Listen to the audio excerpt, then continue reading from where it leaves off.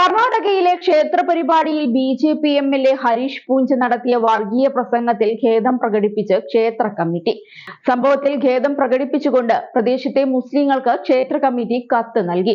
MLA. നടത്തിയ വർഗീയ പ്രസംഗത്തിനു പിന്നാലെ ഹിന്ദു മുസ്ലിം സമുദായ നേതാക്കൾ പ്രത്യേക യോഗം വിളിച്ചിരുന്നു. ഈ യോഗത്തിനു ശേഷമാണ് ദേവരാഖുണ്ടെ സേവാ ട്രസ്റ്റ് ഖേദം പ്രകടിപ്പിച്ച് കത്ത് നൽകിയത്. ഗ്രാമത്തിൽ മതസൗഹാർദ്ദം ശക്തമാക്കാൻ വേണ്ട നടപടികൾ സ്വീകരിക്കുമെന്ന് ട്രസ്റ്റ് പ്രസിഡന്റ് ഗോപാലകൃഷ്ണ ബത്രബെയിലു സാരാളിക്കാട്ടെ പറഞ്ഞു. ക്ഷേത്രോത്സവത്തിൽ കാലങ്ങളായി പ്രദേശവാസികളെ മുസ്ലിങ്ങൾ സഹകരിക്കുന്നുണ്ടായിരുന്നു. ഗ്രാമത്തിലെ പരിപാടിയിലേക്ക് മുസ്ലിം നിവാസികളെ ക്ഷേത്ര കമ്മിറ്റി ക്ഷണിച്ചതിനെ പൂഞ്ച എതിർത്തിരുന്നു. നമ്മുടെ ഏറ്റവും വലിയ തെറ്റ് എല്ലാവരെയും ഐക്യത്തോടെ ഒരുമിച്ച് കൊണ്ടുപോവുക എന്നതാണെന്നും നമ്മൾ പള്ളിയിൽ പോയി ഒരു ക്ഷണം നൽകേണ്ടതിന്റെ ആവശ്യകത എന്തായിരുന്നുവെന്നും പൂഞ്ച പ്രസംഗത്തിൽ ചോദിച്ചിരുന്നു. പ്രസംഗത്തിൽ മുസ്ലിങ്ങൾ പരിപാടിക്കിടെ ട്യൂബ് ലൈറ്റുകൾ തകർത്തതായും പ്രകാശിപ്പിക്കുന്നതിനായി ഉപയോഗിച്ചിരുന്ന ജനറേറ്ററുകളിൽ നിന്ന് ഡീസൽ മോഷ്ടിച്ചതായും പൂഞ്ച അവകാശപ്പെട്ടു.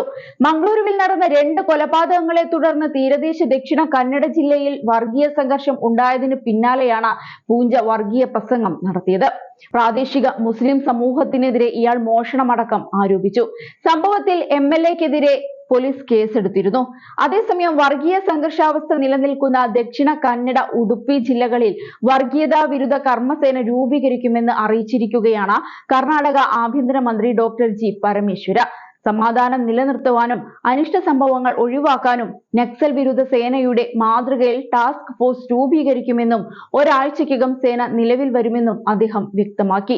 വിശ്വ ഹിന്ദു പരിഷത്ത് പ്രവർത്തകൻ സുഹാസ് ഷെട്ടിയുടെ കൊലപാതകത്തെ തുടർന്ന് മംഗളൂരുവിൽ സംഘർഷാവസ്ഥ നിലനിൽക്കവെയാണ് മന്ത്രി ഇക്കാര്യം അറിയിച്ചത്.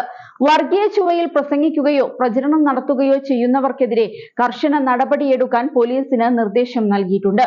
വർഗീയ ശക്തികളെ ഉരുക്കുമുഷ്ടി ഉപയോഗിച്ച് നേരിടുമെന്നും തീരദേശ മേഖലയിലെ സംഘർഷാവസ്ഥ ലഘൂകരിച്ച് സമാധാനം കൊണ്ടുവരികയാണ് സർക്കാരിന്റെ ലക്ഷ്യമെന്നും അദ്ദേഹം കൂട്ടിച്ചേർത്തു.